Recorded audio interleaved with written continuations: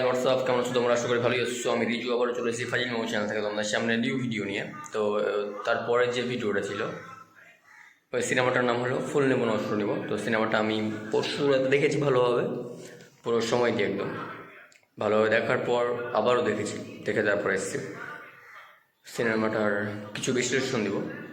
তো অ্যাকচুয়ালি প্রথমে সিনেমাটা দেখে কেউ চোখ ফেরাতে পারবে না। প্রথমের 1 ঘন্টা মতো মানে শাকিব খান ওই সময়ে এরকম যে রোমান্টিক ফুটিয়ে তুলবে সিনেমাটাতে কেউ ভাবতে পারেনি।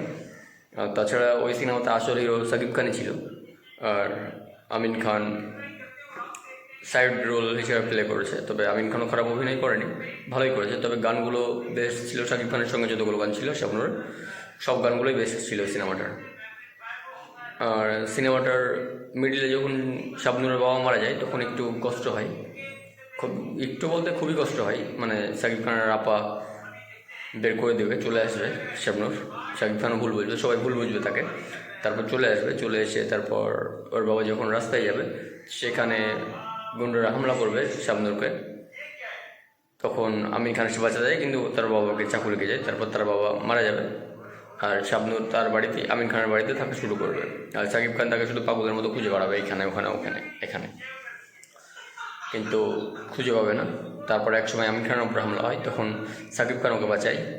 আর তারপরেই একবার দুবার যেতে যেতে শাবনূরের দেখা পায় সেই বাড়িতে। তখন শাকিব খান শাবনূরকে বলে, বাট শাবনূর সেই কথাগুলো খুলে বলে ওকে, আর ওর সঙ্গে আসতে চায় না।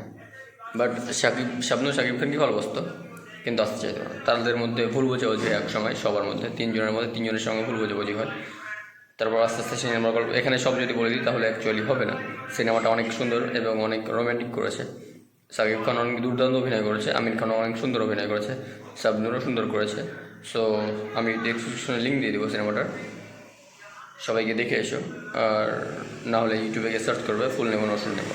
সো আজকের ভিডিও এই পর্যন্তই। Thanks for watch my all subscriber and my all viewers, love you so much.